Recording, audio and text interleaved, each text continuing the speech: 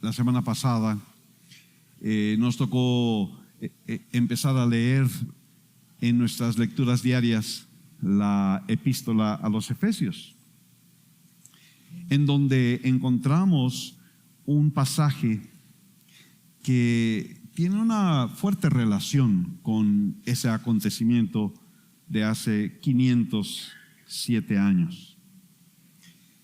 Efesios 2, versículo 8, que yo creo que todos conocemos, dice: porque por gracia ustedes han sido salvados por medio de la fe, y esto no procede de ustedes, sino que es don de Dios, no por obras, para que nadie se gloríe, porque somos hechura suya, creados en Cristo Jesús para hacer buenas obras, las cuales Dios preparó de antemano para que anduviésemos en ellas.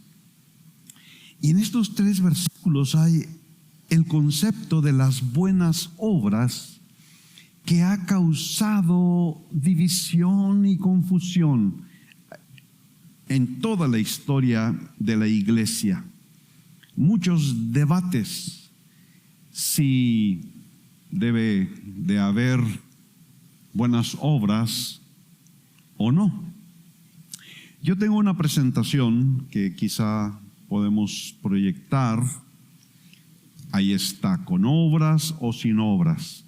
Y miren, lamento mucho, pero quería yo seguir la línea de hermano Alan y traerme todas mis herramientas, pero nada más traje una imagen, esa.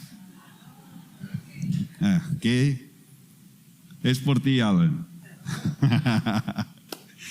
Es que hablar de obras es algo que ha causado tanto debate en la historia de la iglesia. Hay algunos pasajes en la Escritura en donde se nos dice que las obras no son necesarias, pero hay otros pasajes en la Escritura en que nos exhorta a hacer buenas obras. Simplemente este pasaje que acabamos de leer, no por obras, pero fuimos creados para hacer buenas obras. Entonces, como que Pablo se le cruzaron los cables allí, y necesitamos que nos aclare este asunto. Ahora, aquí encuentro yo la conexión, porque en muchos momentos en la vida de la historia ha habido este conflicto, esta batalla.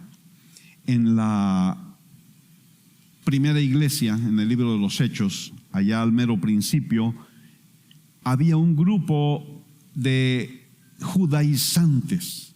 El evangelio acababa de llegar a las naciones gentiles, no judías. Y Pablo había hecho su primer viaje misionero, y en muchas ciudades gente no judía había recibido el evangelio. Pero entonces llegaron estos judaizantes, que nos dice Hechos 15:1, que les enseñaban a los hermanos: si no se circuncidan conforme al rito de Moisés, no pueden ser salvos. Estos judíos querían poner sobre el cuello de los nuevos creyentes gentiles un yugo que ellos mismos no habían podido llevar. No era suficiente con creer en Cristo, tenían que hacer las obras de la ley. Pero los apóstoles se reunieron, y es una historia muy hermosa, y dieron una respuesta contundente a los judaizantes. Ellos dijeron: creemos más bien que somos salvos por la gracia del Señor Jesús, no por las obras. Ahora, en todos los siglos de la historia ha habido este enfrentamiento, y lo sigue habiendo hasta el día de hoy.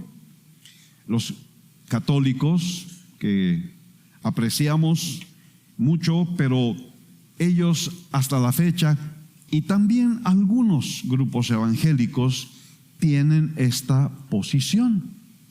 En una página web que consulté que tiene la Iglesia Católica, dice así: la doctrina católica sostiene como doctrina revelada que no basta la fe para la salvación.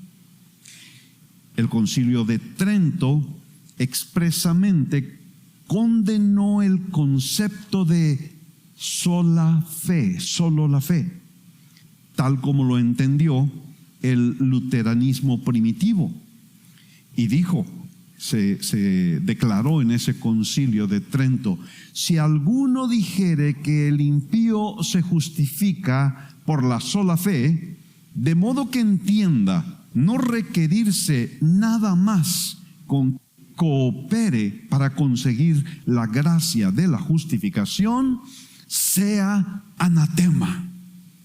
Esa es la posición. Y ahí está otra vez este conflicto, con obras o sin obras. El choque, así como de dos trenes frente a frente, ocurrió hace 507 años. Martín nació en el seno de una familia católica sincera, devota, consagrada. Desde pequeño él aprendió acerca de los 10 mandamientos, acerca de las reglas que la iglesia imponía y controlaba la vida de las gentes. Pero desde niño él vivió una religión que lo llenaba de temor. Martín escribió años después: me estremecía y me ponía pálido al oír mencionar el nombre de Cristo, porque me habían enseñado a considerarlo como un juez encolerizado. Nos habían enseñado que nosotros mismos debíamos hacer propiciación por nuestros pecados, que no podíamos compensar suficientemente nuestras culpas por todas las cosas buenas que hiciéramos, sino que era necesario recurrir a los santos y clamar a María para que ella intercediera a nuestro favor para desviar de nosotros la ira de Cristo, quien era un juez imposible de complacer. Así creció Martín, con su corazón lleno de temor, porque veía a Dios como un ser distante, severo, que solamente estaba esperando la oportunidad para castigarlo, para condenarlo. Y eso es algo que mucha gente sigue viviendo hasta el día de hoy. ¿Por qué buscar la intercesión de María? Porque Cristo me da miedo. Entonces María, pues yo creo no me va a tratar tan mal, y ella está a palancas con su hijo Jesús. Entonces si voy a través de María, probablemente encuentre gracia delante de Cristo. Era una religión de temor. Desde joven y años después en el convento, Martín iba con frecuencia al confesionario para confesarle, no sé, ayer miré con envidia al monje de un lado y lo que él estaba haciendo, y yo lo envidié, y ahí un día se pasó 11 horas confesando sus pecados, cuando él era, entre los monjes que había ese tiempo, era el mejor, el más consagrado, el más dedicado, el más santo. Pero él tenía un sentimiento de culpabilidad tan grande y un temor tan grande que se pasaba horas. Los pobres curas ahí que lo escuchaban decían: ya, por favor. Veían venir a Martín y decían, no, por favor, otra vez voy a estar aquí 5 horas, 6 horas escuchando a este monje. La cosa es de que mientras Martín más se esforzaba, no lograba conseguir el favor de Dios, la paz para su alma. Su papá lo mandó a la universidad para estudiar leyes y tenía muchas esperanzas de que su hijo se convirtiera en un poderoso abogado, pero en una ocasión Martín iba en un viaje regresando de casa de sus padres a la universidad y lo pescó una terrible tormenta eléctrica. Un rayo cayó a un lado de él y él sintió que hasta aquí llegué, me voy a morir aquí. Y entonces le rogó a Santa Ana. Santa Ana era supuestamente la madre de María, María la madre de Jesús. Entonces para su familia Santa Ana era una santa muy especial. Y entraba en juego esa concepción de que yo no puedo hablar directamente con Jesús, pero si le hablo a Santa Ana, que es la mamá de María, y entonces María le habla a Jesús, probablemente voy a recibir gracia de parte de Dios.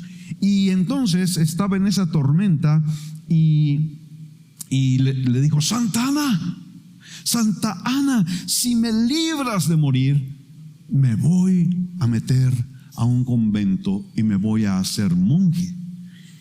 Y lo cumplió.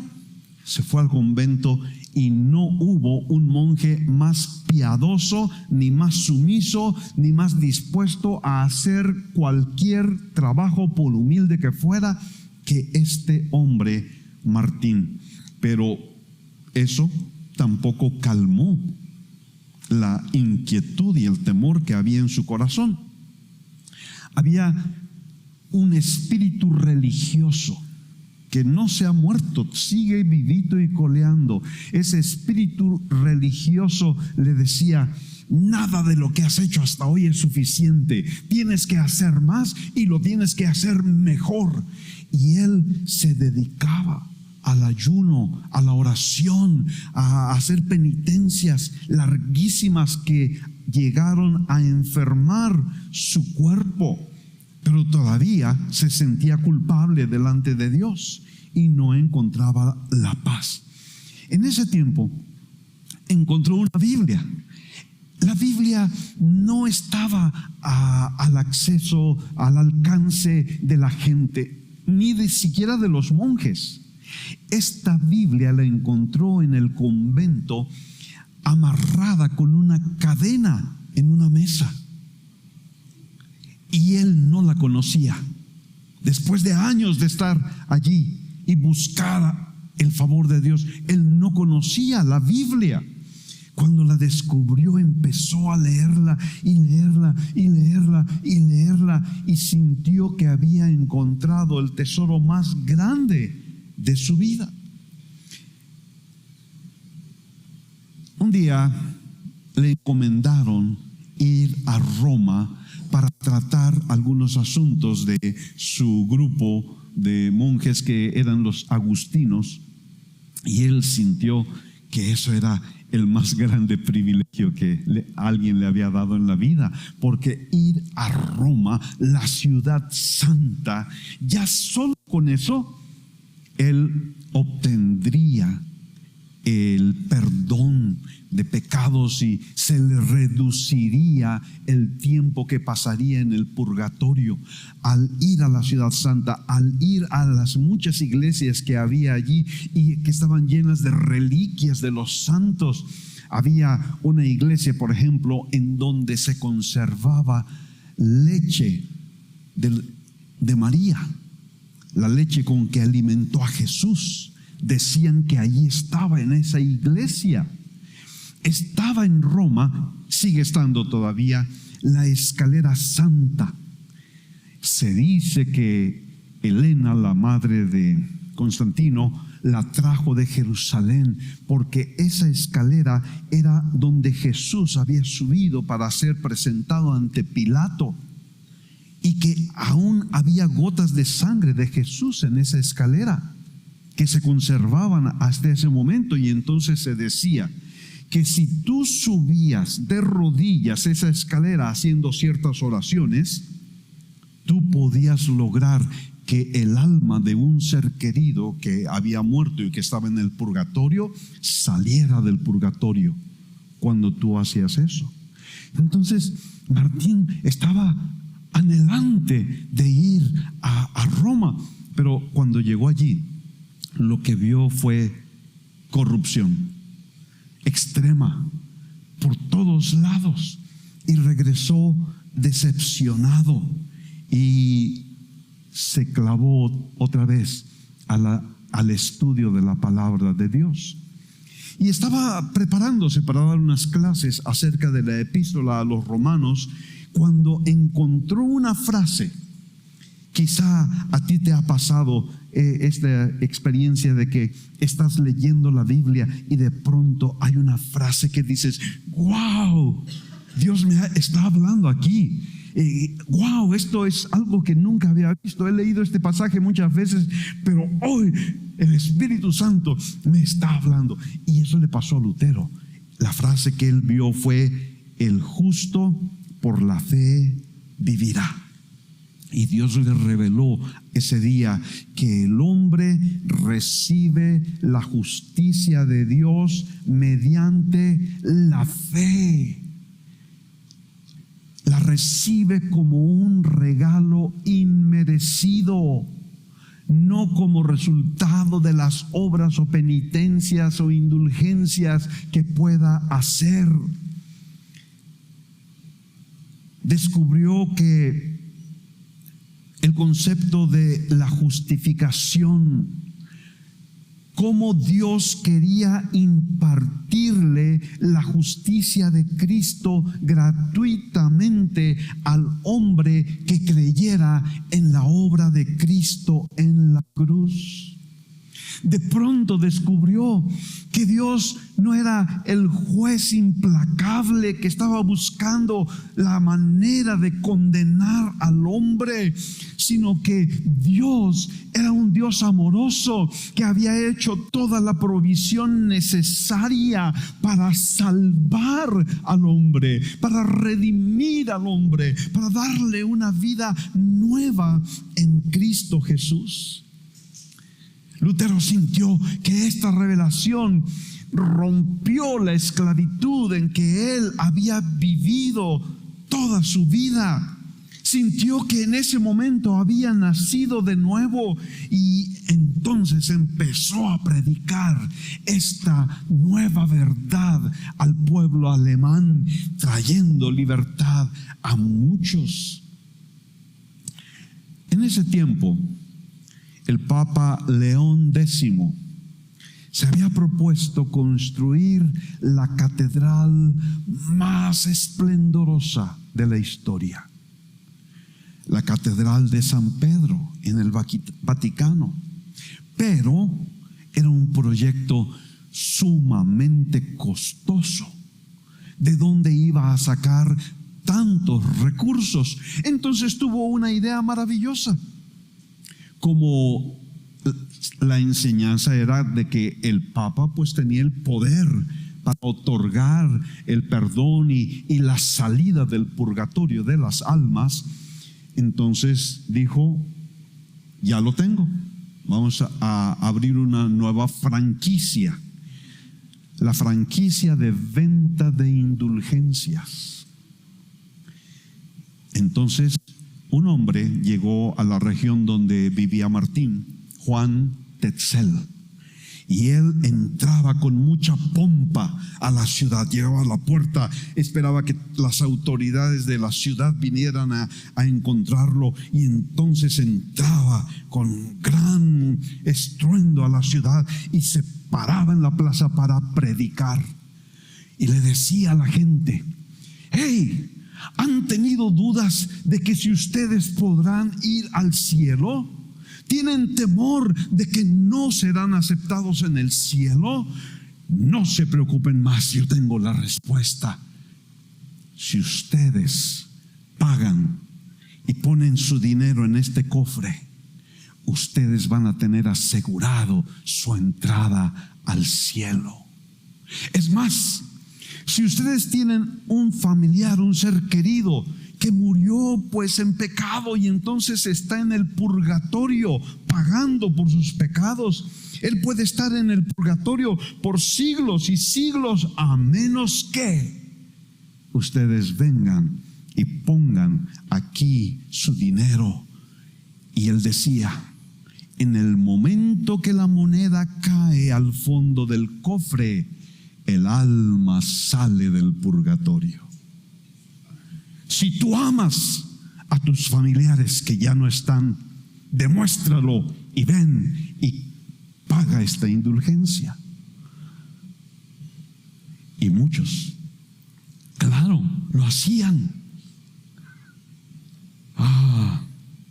Martín se enardeció tanto que se levantó, escribió sus famosas 95 tesis, 95 ideas que él proponía para establecer un debate y demostrar que las indulgencias eran una falsedad.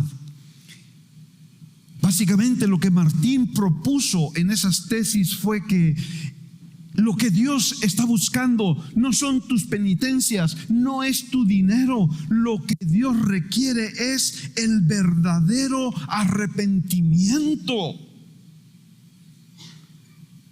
Martín negó el poder del Papa para reducir las penas de las almas en el purgatorio. Condenó las indulgencias porque reemplazaban al verdadero arrepentimiento. Dijo que la autoridad final no era el Papa, sino la palabra de Dios, y desechó por completo la idea del purgatorio. Fíjense, cuando él clavó esas 95 tesis en la puerta de la iglesia en Wittenberg, él no estaba planeando salirse de la iglesia.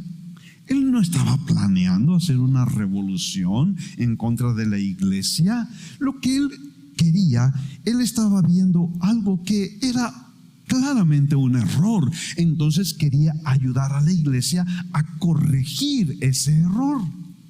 Pero Dios tenía otros planes. Esas 95 tesis fueron reproducidas y llevadas a toda Alemania, fueron traducidas a otros idiomas y llevadas a toda Europa. Y entonces surgió un movimiento tan fuerte, tan poderoso, que conmocionó a la iglesia poderosa de Roma. Los representantes del Papa le exigieron retractarse, y delante del emperador Carlos V, seguramente lo conocen por los chocolates, ¿no?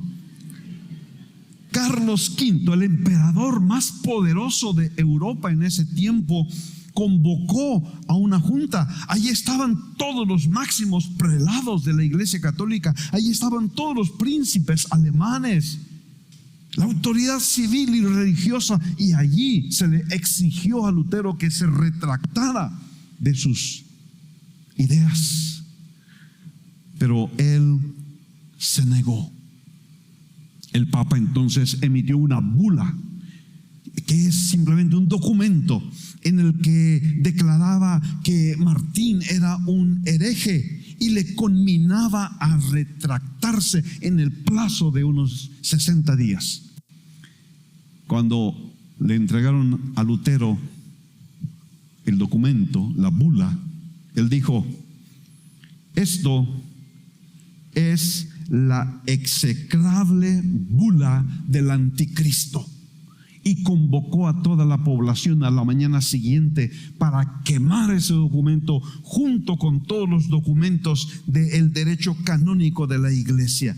Y en esa fogata, allí es donde se encendió lo que se convirtió en la Reforma, que trajo esta transformación a la humanidad.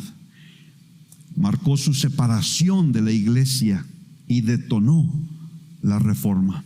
Él fue declarado hereje y eso le daba derecho a cualquier persona para matarlo. Cualquier persona que se lo encontrara podía matarlo sin ningún problema ni consecuencia, porque había sido declarado hereje. Pero Dios no permitió que él fuera tocado y Martín siguió predicando. A veces predicaba 3 veces al día, todos los días, predicando y enseñando las verdades de la justificación por la fe que Dios le había revelado. Él escribió abundantemente. Sus escritos revolucionaron la vida de la iglesia, revolucionaron la adoración en la iglesia, aún revolucionaron la vida en familia de los cristianos. Y no hay tiempo para hablar de todo eso. Al paso de los años, él sufrió muchas enfermedades, quizá producto de las fuertes tensiones que vivió con todos los problemas, pero nunca dejó de servir a Dios y a la iglesia. Ya a los 60 y tantos, su cuerpo cansado, protestó y él supo que estaba a punto de morir. Y me encontré cuáles fueron sus últimas palabras, que quiero que escuchen, por favor. Él dijo, a punto de morir: oh, mi Padre celestial, Dios mío, Padre de nuestro Señor Jesucristo, en quien creo, a quien prediqué y a quien confesé, amé y alabé. En breve tengo que abandonar este cuerpo, pero sé que permaneceré contigo eternamente y que nadie podrá arrebatarme de tus manos. Y recitando Juan 3:16, se fue a la presencia del Señor. ¡Wow! No he hecho este recuento histórico porque queremos exaltar al hombre. No somos luteranos, ni calvinistas, ni ninguna otra cosa que termine en istas. Somos cristianos, somos hijos de Dios, somos de esos que creemos que hemos sido justificados gratuitamente. Y Lutero causó una revolución poderosa. De hecho, se encendió una llama que luego siguió ardiendo y Dios siguió levantando a otros que fueron restaurando verdades del Evangelio, y esas verdades se han ido acumulando, las verdades de la santificación, las verdades de la obra del Espíritu Santo, en la restauración de la iglesia de acuerdo al modelo del libro de los Hechos, tantas cosas, la adoración, tantas cosas que se han ido acumulando y que nos han bendecido tanto hasta el día de hoy. Pero entonces, lo que vemos aquí es un hombre que luchó toda su vida por hacer buenas obras, por hacer lo mejor que podía, por hacer penitencias y sacrificios para ganar la aceptación de parte de Dios, pero que descubrió que él era aceptado no por sus obras, sino por la fe. Y es muy interesante ver cómo su vida, después de que él recibió esta revelación de que no es por obras, sino que es por la fe, su vida tuvo fruto abundante en todas las áreas. Dios lo usó poderosamente y el movimiento momento que empezó, el ejemplo que Él dejó, sigue dando frutos hasta el día de hoy. Entonces, regresamos a nuestra pregunta original. ¿Cuál es el papel de las obras? ¿Son las obras necesarias o no son? Y entonces nosotros podemos ver en la Escritura que hay muchos pasajes que nos dicen que las obras no son necesarias. No son necesarias para recibir la salvación, porque como leímos al inicio, por gracia ustedes han sido salvados por medio de la fe, no por obras, para que nadie se gloríe. Pablo le escribe a Tito y le dice: Él nos salvó, no por las obras de justicia que nosotros hubiéramos hecho, sino conforme a su misericordia. La gracia, la fe, la misericordia. Y tan claro que Pablo le dice a los romanos: pero si es por gracia, Romanos 11:6, pero si es por gracia, ya no es a base de obras. De otra manera, la gracia ya no es gracia, y si por obras ya no es gracia, de otra manera, la obra ya no es obra.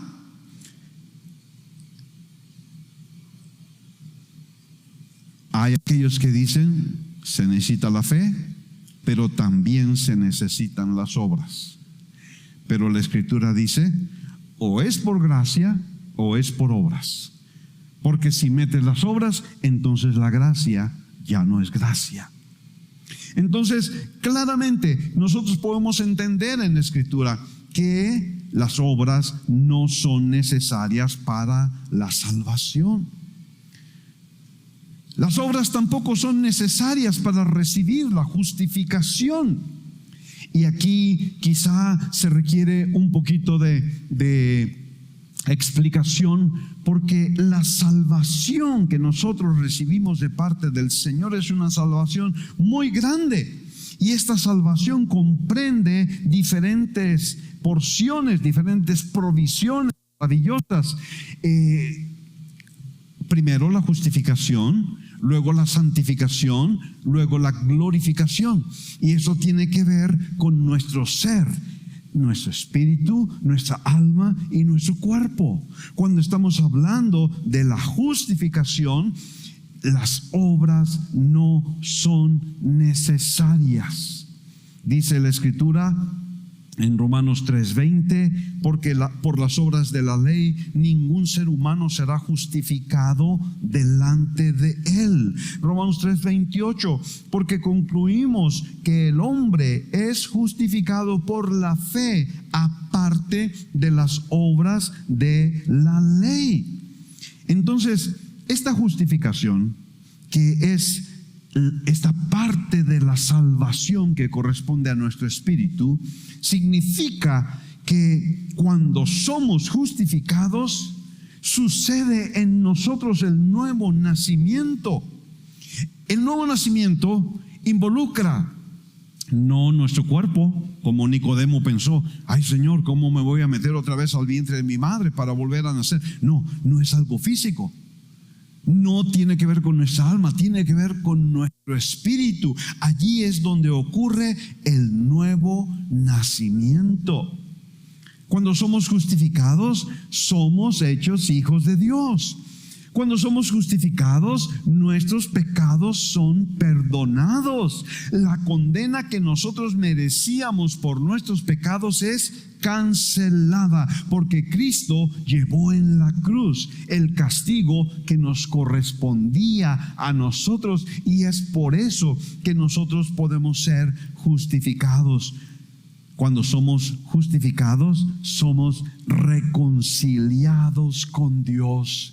Éramos enemigos, pero ahora somos amigos de Dios, porque hemos sido reconciliados con Dios. Y lo maravilloso de todo esto es que la justificación es gratuita. Es por gracia, es por fe, es por la misericordia de Dios. Dice Gálatas 2:16, sin embargo, sabiendo que el hombre no es justificado por las obras de la ley, sino mediante la fe en Cristo Jesús. Aleluya. Pero hay otra vertiente en las Escrituras que necesitamos considerar y es muy importante, porque el hecho de que nosotros hayamos sido justificados gratuitamente, solamente por creer en Cristo en la cruz, no significa que ya nos cruzamos de brazos, ya tenemos nuestro lugar seguro, nuestra salvación eterna, ya no hay nada que hacer. Aquí es donde necesitamos abrir los ojos de nuestro entendimiento y ver otra parte de lo que la Escritura nos enseña, porque las buenas obras sí son necesarias. ¿Para qué son necesarias? Efesios 2, donde leímos de que no es por obras, el versículo 10 dice: porque somos hechura suya, creados en Cristo Jesús para hacer buenas obras, las cuales Dios preparó de antemano para que anduviéramos en ellas. Entonces, no es que Pablo se confundió, no se le cruzaron los cables cuando escribió esto, porque primero dice no es por obras y luego dice que fuimos creados para buenas obras. No, lo que está diciéndonos Pablo aquí es que una vez que hemos sido salvos por gracia, por la fe, una vez que nosotros hemos experimentado la justificación y el nuevo nacimiento, entonces Dios tiene preparado para nosotros un camino por el cual andar, y este es un camino de buenas obras. Yo veo que en algunos casos los creyentes van como sin rumbo por la vida. No saben cuál es su propósito, no saben cuál es su misión, pero Dios quiere que tú entiendas que fuiste creado con propósito. No estás aquí por error, no estás aquí porque, pues se descompuso la tele y tus papás pues no tenían otra cosa que hacer y entonces llegaste tú. No, tú estás aquí con propósito, tú estás aquí para cumplir una misión, y esto es lo que Dios quiere que tú hagas, no porque necesitas hacer buenas obras para ganar tu salvación, pero necesitas hacer buenas obras para ver el cumplimiento del propósito divino por el cual tú fuiste creado. Aleluya.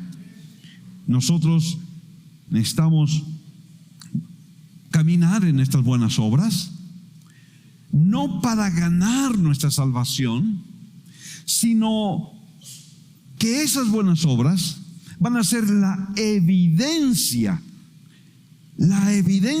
y el fruto de aquella fe que nos salvó. El ejemplo de Abraham que Pablo y Santiago usan es muy interesante.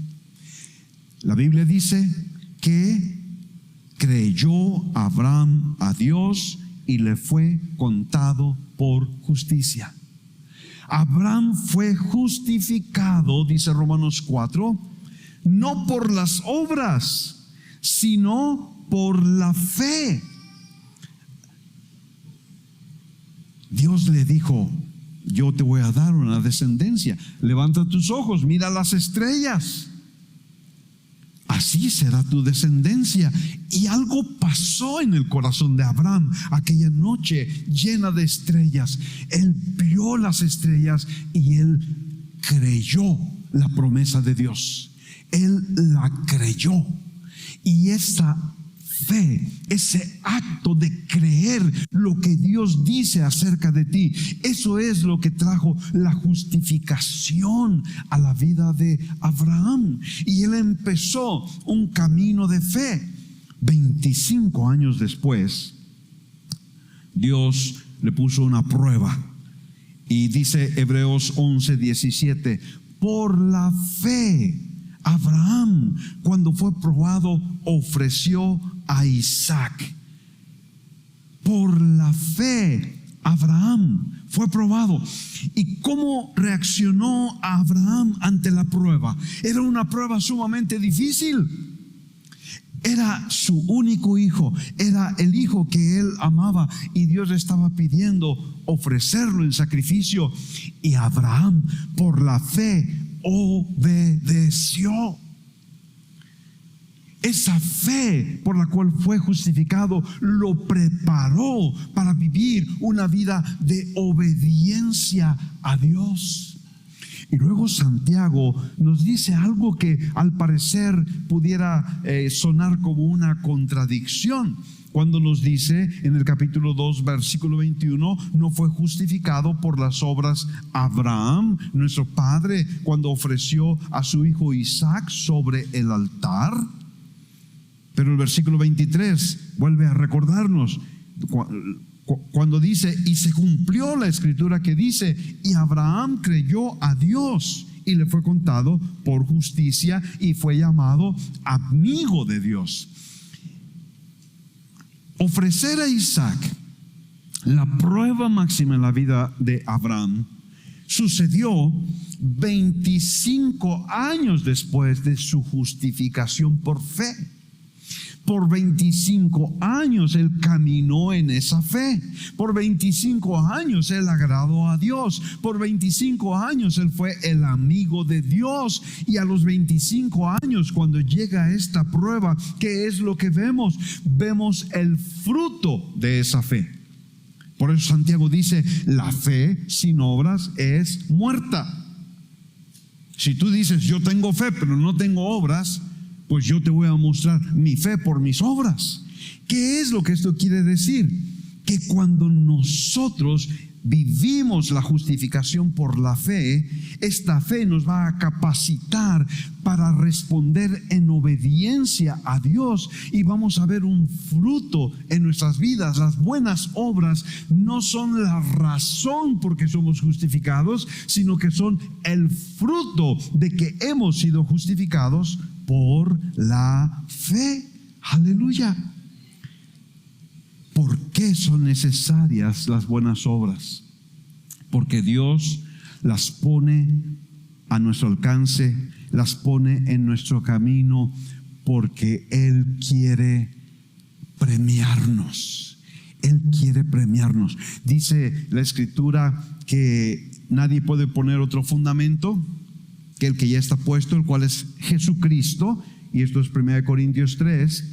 Y ahora bien, si sobre este fundamento alguien edifica con oro, plata, piedras preciosas, madera, heno, paja, la obra de cada uno se hará evidente, porque el día la dará a conocer, pues con fuego será revelada. El fuego mismo probará la calidad de la obra de cada uno. Si permanece la obra de alguien que ha edificado sobre el fundamento, recibirá recompensa. Pero si la obra de alguien es consumida por el fuego, sufrirá pérdida.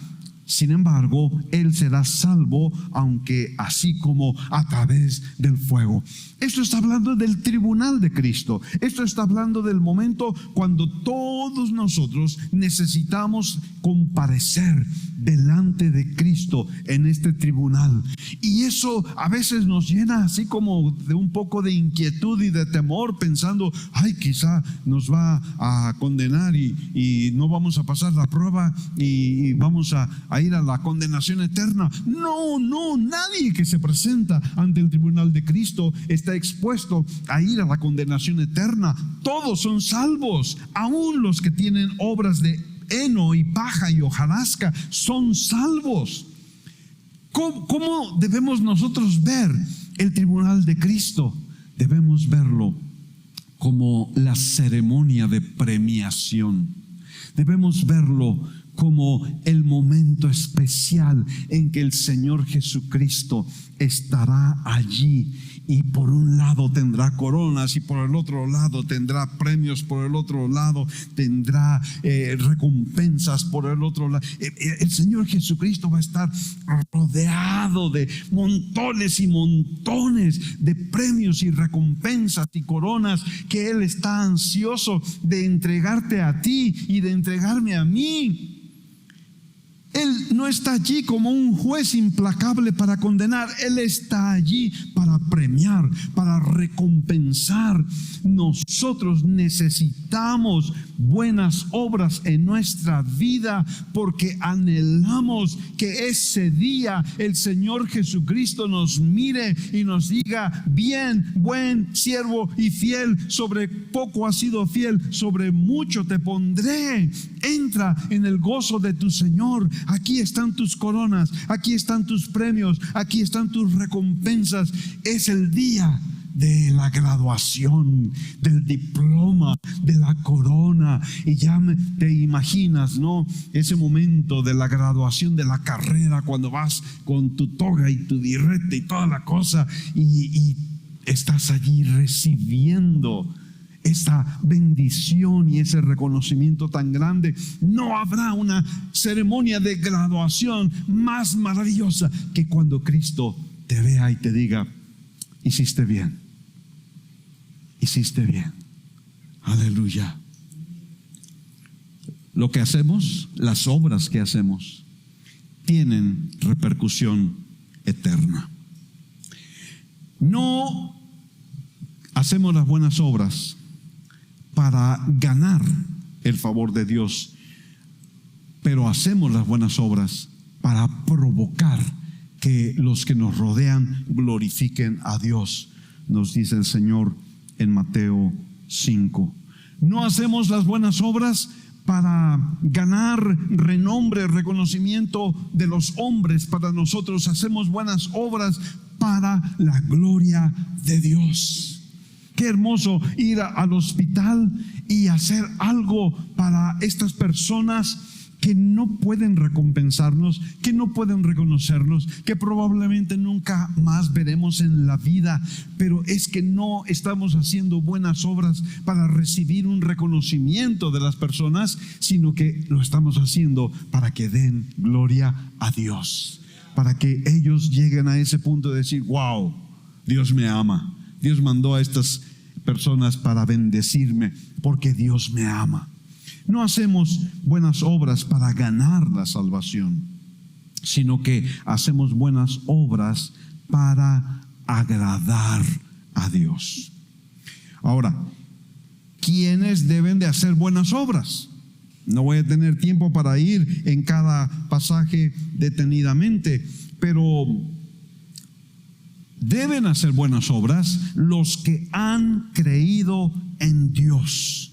Dice la Escritura que los que han creído en Dios procuren ocuparse en buenas obras. Que los nuestros aprendan a ocuparse en buenas obras, atendiendo a las necesidades apremiantes. Aquí hay una clave muy interesante. ¿Cuáles son las buenas obras que Dios quiere que yo haga? Abre los ojos. Alrededor de ti hay necesidades. Alrededor de ti hay personas que tienen necesidades. Y cuando tú te levantas para dar una respuesta a esa necesidad, esa es la buena obra que Dios preparó de antemano para que tú andes en ella. Miren esta palabra especial para los jóvenes. Tito capítulo 2 versículo 6. Exhorto a los jóvenes a que sean prudentes. ¿Hay algunos jóvenes por aquí? Quiero saber, ¿algunos jóvenes por aquí? Sí. Exhorto a los jóvenes a que sean prudentes. Muéstrate en todo como ejemplo de buenas obras. Muchachos, muchachas, esto es la voluntad de Dios para ti. Muéstrate en todo como ejemplo de buenas obras, con pureza de doctrina, con dignidad, con palabra sana e irreprochable. Y escucha esto: a fin de que el adversario se avergüence al no tener nada malo que decir de nosotros. Muchachos, esta es la meta. Que el diablo se avergüence, porque él se acerque y diga: a ver, le voy a encontrar algo malo a este chamaco. A ver, le voy a encontrar dónde está fallando. Y que se tenga que ir avergonzado diciendo: ah, caray, me falló. No encontré nada vergonzoso en la vida de este muchacho, de esta muchacha. Eso es lo que el Señor quiere para ti como joven.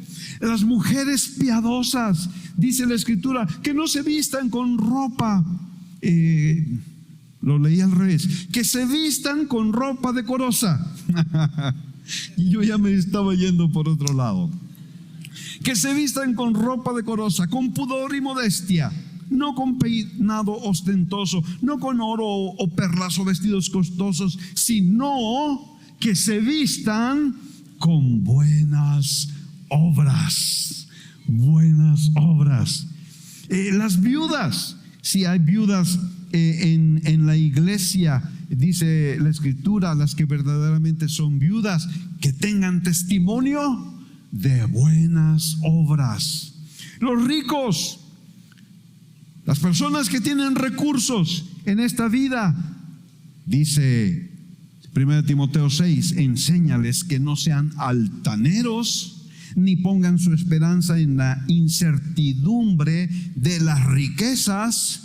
Enséñales que hagan bien, que sean ricos en buenas obras, generosos y prontos para compartir. Todos estamos llamados a hacer buenas obras.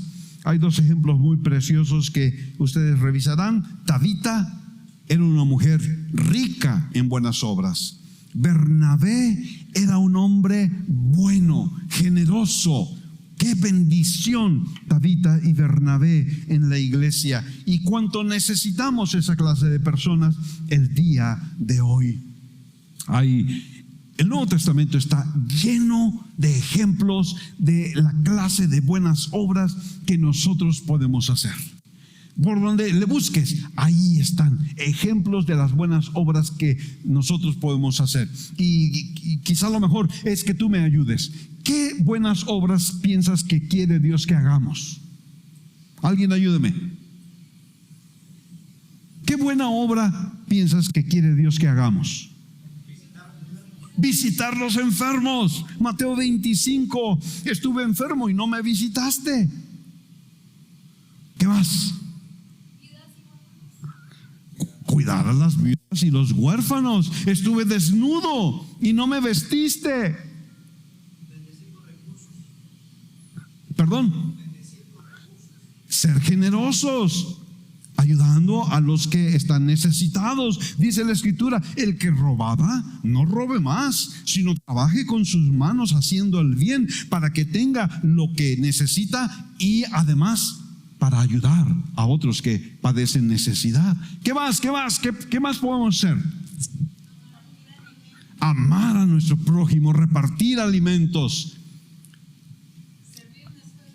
Servir en la escuela dominical.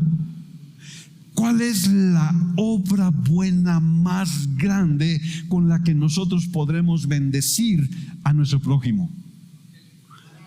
Compartir el evangelio. Buenas obras, hay un montón. Ahí está Mateo 25, ahí está Romanos 12. ¿Cuál debe ser nuestra actitud? ¿Cuál debe ser nuestra actitud hacia las buenas obras? Es tan precioso esto. Y otra vez, recuerden, no estamos pensando en buenas obras para ganar nuestra salvación. No estamos pensando en buenas obras para ganar el perdón de Dios. No estamos pensando en buenas obras para ganar la aceptación de Dios. Eso ya lo tenemos. Gloria a Dios. Somos amados, somos aceptados, somos perdonados, somos justificados, somos miembros de la familia de Dios por gracia. Pero necesitamos buenas obras. Miren lo que dice Tito capítulo 2. en cuanto a nuestra actitud hacia las buenas obras. La gracia de Dios se ha manifestado trayendo salvación a todos los hombres, enseñándonos que negando la impiedad y los deseos mundanos, vivamos en este mundo sobria, justa y piadosamente. Dice el versículo 14, Él se dio por nosotros para redimirnos de toda iniquidad y purificar para sí un pueblo para posesión suya, celoso de buenas obras. Dios nos salvó por su gracia. Dios nos hizo pueblo suyo por gracia. Dios nos amó. Somos pueblo de Dios. Somos hijos de Dios. Pero ¿qué es lo que el Señor espera de su pueblo? Que sea un pueblo celoso de buenas obras.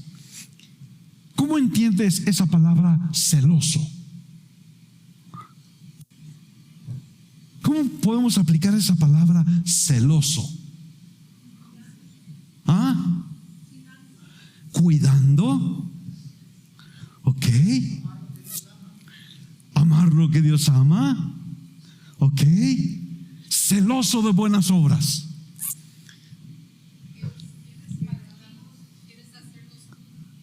Quiero hacerlo yo. O sea, si yo soy celoso de mi esposa, entonces yo la quiero para mí solito, no la comparto con nadie, yo la quiero.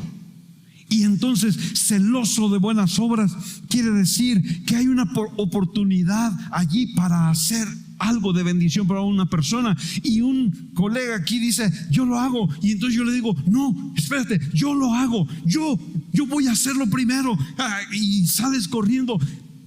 Estás ansioso, estás deseoso, estás anhelante, quieres hacer buenas obras. Esa es la actitud. No es una actitud pasiva, no es una actitud indolente, no es una actitud de que a ver quién lo hace, no es una actitud de que pues yo ya estoy bien así, aquí como estoy. No, celoso de buenas obras. Yo quiero, ¿cómo puedo ayudar? ¿Cómo puedo servir? ¿Cómo puedo ser de bendición? Dice Hechos 10:24. Consideremos cómo estimularnos unos a otros al amor y a las buenas obras, no dejando de congregarnos como algunos tienen por costumbre. Consideremos cómo estimularnos unos a otros. Entonces ya no es nada más yo quiero hacer buenas obras, sino yo quiero hacerlas junto contigo. Yo quiero invitarte para que vayamos a visitar a la hermana Zoila. Yo quiero invitarte para que le llevemos unos alimentos al hermano Hugo. Yo quiero, vayamos, hagámoslo juntos. Te animo, te exhorto. Considerémonos unos a otros para el amor y las buenas obras. Y aquí hay un ingrediente muy interesante, muy importante: el amor. ¿Podemos hacer buenas obras sin amor?, preguntó. Sí, y Pablo dice: si yo doy mi cuerpo para ser quemado y no tengo amor, nada soy. Entonces, cuando hacemos buenas obras, las hacemos en amor, compartiendo el amor de Dios con los demás. Y dice Gálatas 6, nuestra actitud ante las buenas obras: no nos cansemos de hacer el bien, pues a su tiempo, si no nos cansamos, segaremos. Así que entonces hagamos bien a todos según tengamos oportunidad, y especialmente a los de la familia de la fe. ¿Qué nos está diciendo? Nos está diciendo que es muy fácil cansarse. Es fácil cansarse de hacer el bien. Es fácil cansarse de hacer buenas obras. ¿Por qué? ¿Por qué nos cansamos de hacer el bien? ¿Por qué nos cansamos de hacer buenas obras? Porque no vemos una reciprocidad quizá. Y entonces decimos, pues ya me cansé, yo he hecho esto, yo he hecho aquello, pero no veo nada al otro lado. Nos puede suceder en la familia, en el matrimonio, con los hijos, en el trabajo, en la escuela, en la iglesia. Nos cansamos de hacer el bien. Pero esta es la palabra del Señor para ti el día de hoy. Si tú haces el bien y nadie te corresponde, no te canses de hacer el bien. Sigue haciendo bien. Si amas, pero no eres correspondido, no te canses de amar, sigue amando. Si eres amable con los demás, pero solo encuentras aspereza, no te canses de ser amable, sigue mostrando amabilidad. Si sirves a los demás y sientes que lo único que pasa es que los demás se aprovechan de ti, no te canses de servir, sigue sirviendo con amor. La gente te puede ignorar, la gente te puede rechazar, la gente puede abusar de tu nobleza, pero Dios, Él ve todo y a su tiempo te dará la recompensa. Así que sigue sembrando, sigue amando, sigue sirviendo. Dios a su tiempo hará que levantes una cosecha abundante. ¿Lo crees? Vamos a animarnos unos a otros a hacer buenas obras. Aleluya. Fíjate, dice: hagamos bien a todos según tengamos oportunidad, y especialmente a los de la familia de la fe. ¿Quiénes son la familia de la fe? ¿Quién es la familia de la fe? ¿Quién es nuestra familia de la fe? Pónganse de pie, por favor. Pónganse de pie. Vamos a estimularnos unos a otros. Vamos a seguir haciendo bien sin cansarnos, porque Dios tiene a su tiempo una cosecha maravillosa. Sigue sembrando amor, sigue sembrando servicio, sigue sembrando amabilidad, sigue sembrando, porque Dios tiene una cosecha preciosa.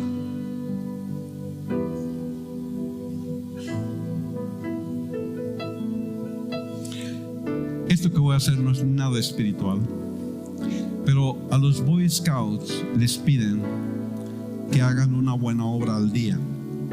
¿Verdad que sí? ¿Han oído de ese grupo de niños? Les piden que hagan su buena obra del día. Pues yo te pido que en este momento pienses en la buena obra que vas a hacer esta semana. Señor, haznos un pueblo celoso de buenas obras.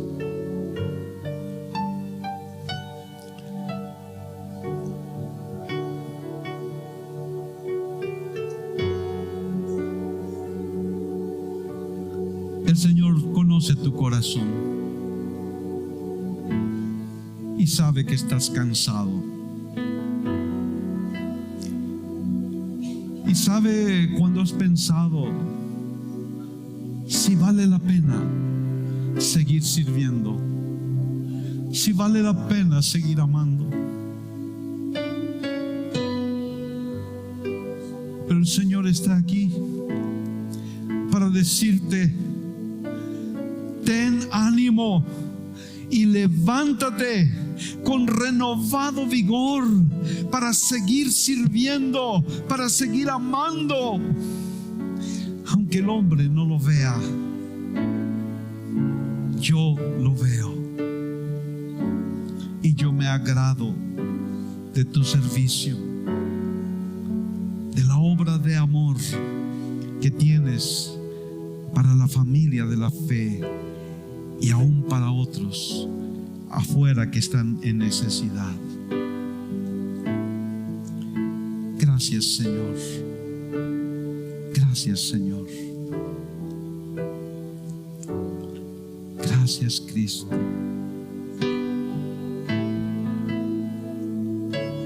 Abre nuestros ojos, que podamos ver claramente cada día las buenas obras que tú has preparado de antemano para que andemos en ellas. Y ayúdanos a ver cumplido tu propósito, el propósito por el cual nos creaste.